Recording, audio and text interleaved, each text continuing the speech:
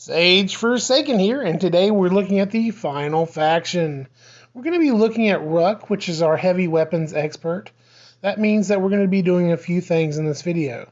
We will look at him in packaging. We'll take him out of the package. We will, of course, look at him comparing him to the mech that we reviewed last time, as well as other figures that I pulled out, so you can have size comparisons. Now, Ruck is the heavy weapons expert, as I said, so we also will be looking at the weapon pack, different weapon packs to see if the guns fit in his hand well and things of that nature. We'll be making sure that we look over everything to do with the figure. But first, we're going to look at the back of the packaging here. Let's go ahead and get zoomed in so that we can see a little bit more about Ruck. So he's part of Alpha Team. Of course, the humans on this final faction are all called Alpha Team. And of course, the thing about Ruck is he does have that mountable cannon on his shoulder, and he carries around a backpack with ammo. And of course, let me move this box out of the way so you can see the UPC code. These are distributed by Greenbrier International, which is, of course, Dollar Tree. Let's go ahead and look at the weapons here. So, like I said, his backpack is kind of like an ammo pack. And, of course, he does have the mountable shoulder cannon. We will be looking at the pegs on these and comparing to like the flight pegs and stuff like that for the mech. Now you can see like he's very sturdy, even though I got him put on level here. His feet do make him very sturdy. You don't have to worry about him falling over or anything like that. This figure is 5 points of articulation. We'll try to look at that in just a little bit. But first, let's go ahead and talk a little bit about the paint and the design. He's got a very armored look similar to other video games and other sci-fi. Armored legs, armored forearms and shoulders and chest.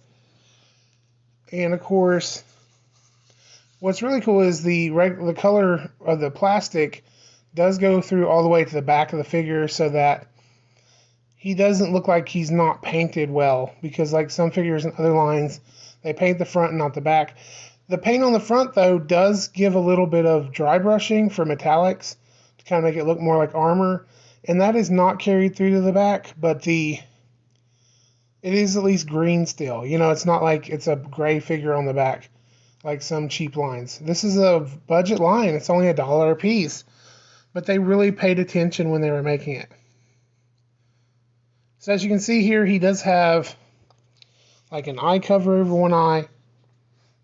And it's very, like I said, reminiscent of video games like Halo or Starship Troopers or other mechanized soldiers. The pegs on the front and the arms actually have some people in some of the groups I was looking at talking about Centurions, how those figures used to have a bunch of stuff that pegged into them. And of course those were more articulated figures and a lot bigger, but I think it's kind of cool that the idea still works with other figure lines. I'm just curious what they expect to peg into some of these holes based on their location. Like, there's no pegs on the back. Like, the mech has pegs on the back of the leg for booster jets. But there's pegs on the front legs. And I'm just like, what could you peg into the front legs that makes sense? And it'll be interesting if we find out, like, maybe this will be a way to have, like, gliders or some other vehicle where they peg into the vehicle and like a dropship or something. I don't know. The head does turn. It's almost just a swivel, just like the arms and legs. In other words, it doesn't turn all the way around because of the metal brackets on the shoulder. The arm does turn all the way around, and the leg comes forward this far. It does only go back a little bit, so you can kind of have some limited articulation backwards because, of course, it's hitting the sculpting for his posterior. He can't bend over and not fall over, but, of course, most figures wouldn't be able to do that. I mean, that was kind of cool that the mech could do that. It was kind of surprising. but he is very stable. Like you can see the flat feet, metal, the armored feet he has, make him where like you can kind of like shake him, rock him, whatever, and for the most part he'll stay standing up without any problems.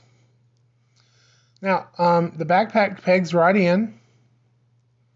It does take a little bit of force to get these pegs into some of these things at times, so just be aware of that. And then, of course, there the gun pegs right in without any problems. So that would be fully kitted out, ready for combat.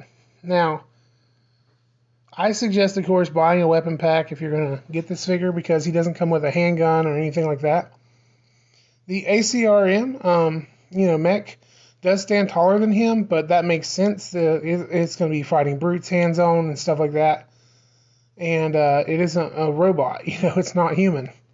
So it's not surprising that it's bigger than him. Now, compare him to a Fortnite figure, and he is kind of short. But Fortnite figures are really pushing the 1/18th scale, just like a lot of the G.I. Joe, newer G.I. Joes and stuff like that. Like, the truth of the matter is that 3 3/4 is more 1/18th scale.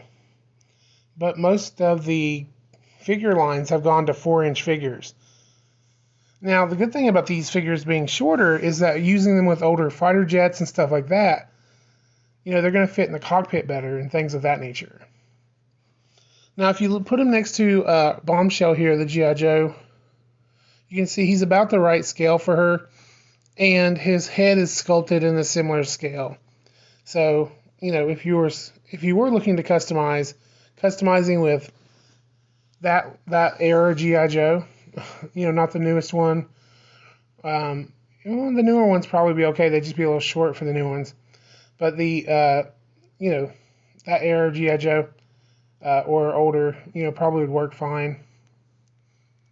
Now, Boulder has a more stylized cartoon head, and a lot of the core figures do. The head is actually out of proportion comparatively to, what would be true and natural. A little bit. It's a little big, and so at least it looks that way to me. But I like those figures. I'm not putting a knock on it. I'm just saying, if you're a customizer, you probably wouldn't want to be swapping these heads with these heads, for example, because it wouldn't look right with that smaller head next to Boulder's, giant-looking head next when you look them side by side. But you can tell the Fortnite figure had the same thing. It had that bigger head, more stylized, more cartoonish look. Now, here he is on the speeder, wow, I can't think. Here he is on the flying surfboard. And of course, he does have, I did peg the gun into his arm, and he's got the railgun in his hand from the heavy weapons pack. And you can see, like, the good thing about this is that the guns are made for these hands. In other words, other figure lines, the figures will have different hands.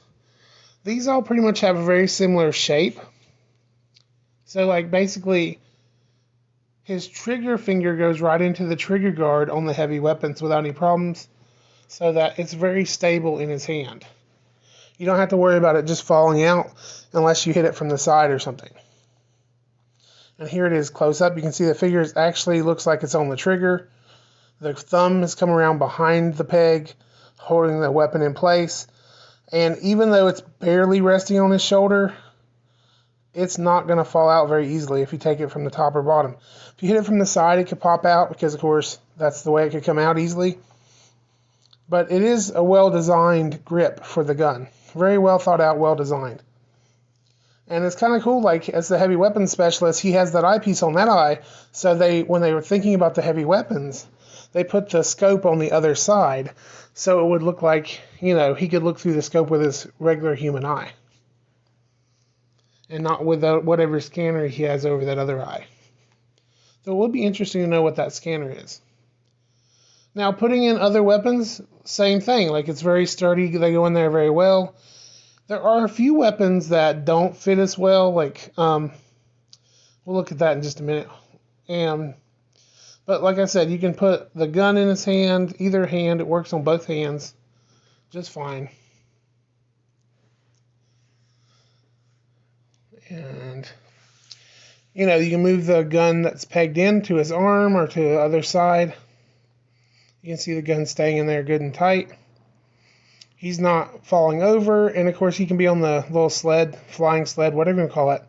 Hoverboard is, I guess, what I've been trying to think of for this whole time. Wow.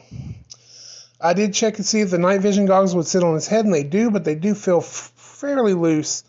Like they almost are bigger because they can fit on multiple figures. I don't know that I would use them with this figure, but they do fit. If you're curious about the night vision goggles, we're going to throw them on Boulder real quick.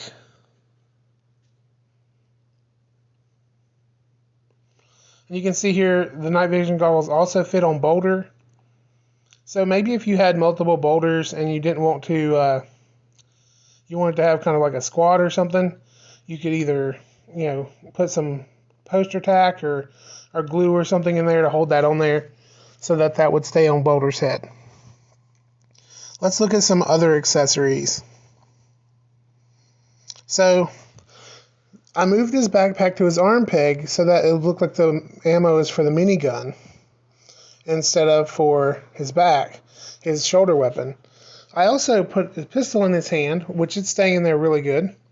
And I put the little booster jetpack on him, though why he would need that when he has the hoverboard, I don't know. Maybe if you had more than one of the figures, you could like put the backpack into his leg post if he was hoverboarding around. So he'd have like 3 boxes of ammo on him or something. This gun is the one that I was talking about. This one doesn't actually stay in very well. You can put this gun in his hand, but it's not a snug fit at all. It's going to fall out pretty easily. And that's just because the design of the barrel or the handle, the grip. Like you can put it in there, it'll stay on its own, but you know, it's a lot looser. Like it's basically barely holding in there. If I were to, you know, tap it or shake it or whatever, it's going to fall right out. So that's something to be aware of. It's still a cool looking gun. I just don't know how it's going to work for this figure based on the design and stuff. Like I said, the pistol worked really good. The pistol grips did. The minigun did. The railgun and the rocket launcher have the same exact grip. So you know that those will stay in there good. So of the heavy weapons, all but one really works good there. Now, as a reminder, let's go ahead and give to the Toys for Tots and things of that nature. Even most Dollar Tree stores, if you're going to buy these figures, have a box at the front. Throw a few of these in there for some kids. Let them share the joy that you're having with these new figures. Thanks for liking, commenting, and subscribing, and pour on the plastic.